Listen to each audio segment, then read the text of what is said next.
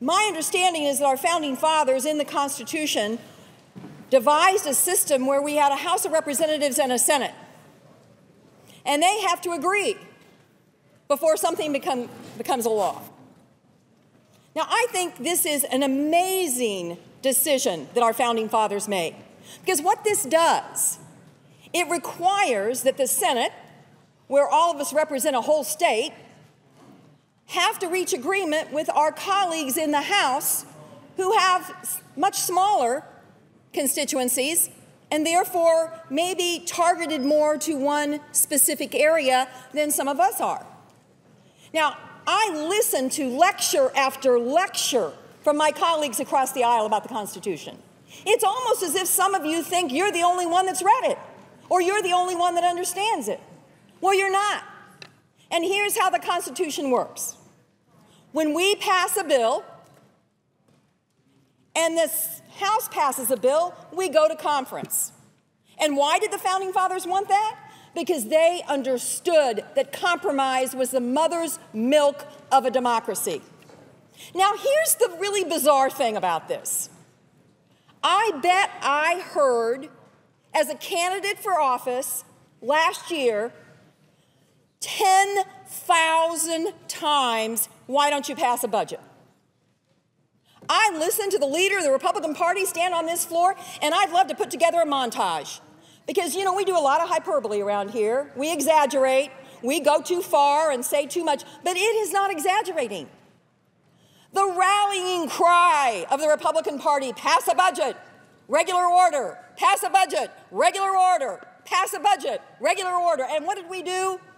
We passed a budget in regular order. Now, here's the really bizarre part. Following the Constitution that my friends like to wave around and pretend like they're the only ones that love it,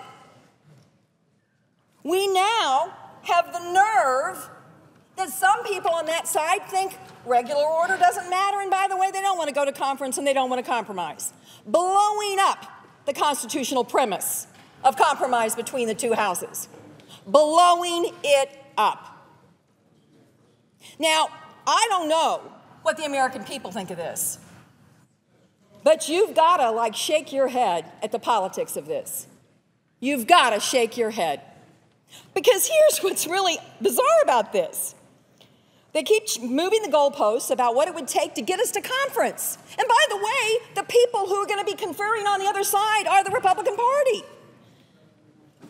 Are you so worried that they haven't read the Constitution and that they're not answerable to their constituents who voted them into office as Republicans? So, you know, we've got to have another budget bill and redo the debate, or we've got to make sure that they can't compromise on anything, and we've got to put it in the law. Now, there was an opportunity to get your way. It was called amendments. You could have gotten your way through the amendment process. We had over 100 of them. We were here till 5:30 in the morning voting on them. We passed 70 of them. Now, how many amendments do you think the senator from Texas offered on the debt ceiling that he's now saying he has to have before we can even go to conference? How many amendments do you think he offered on that? 0. He offered 17 amendments, but he didn't offer one. In fact, there was not one Republican amendment on the debt ceiling. Not one. So I got to tell you, it's pretty obvious they didn't want a budget. They wanted a political talking point. They wanted to make it look like we didn't care about doing our job. They didn't care about a budget, because I'll tell you what, if you cared about a budget, you'd hightail it to conference right now. You would hightail it to conference. It's been 2 months. So I hope the American people are paying attention. No wonder they think we're all losers. This is not a game. And you can't love the Constitution one day and blow it up the next. You can't be a situational constitutionalist when you don't get your way. That's not the way our democracy works. I got elected fair and square, and so did you guys. And that's why we all have to be willing to compromise with one another. We are not serving the American people by playing these games, and they are sick and tired of it. And I think, frankly, it makes, you know, the body look a little silly. So I would, Mr. President, I ask unanimous consent that the Senate proceed to consideration of calendar number 33, House Concurrent Resolution 25, that the amendment which is at the desk, the text of Senate Concurrent Resolution number 8, the budget resolution passed by the Senate, be inserted in lieu thereof. That House Concurrent Resolution 25 as amended be agreed to, the motion to reconsider be considered made and laid upon the table, that the Senate insist on its amendment, request a conference with the House on the disagreeing votes of the two houses, and the chair be authorized to appoint conferees on the part of the Senate, that following the authorization, two motions to instruct conferees be in order from each side. Motion to instruct relative to the debt limit, motion to instruct relative to taxes and revenue. That there be 2 hours of debate equally divided between the two leaders or their designees prior to votes in relation to the motions. Further, that no amendments be in order to either of the motions prior to the votes, all of the above occurring with no intervening action or debate. Their objection? Mr. President. Senator from Utah. Mr. President, reserving the right to object, I ask unanimous consent that the senator modify her request so that it not be in order for the Senate to consider a conference report that includes reconciliation instructions to raise the debt limit. Will the senator so modify her request? Mr. President, reserving the right. Could I inquire of the senator?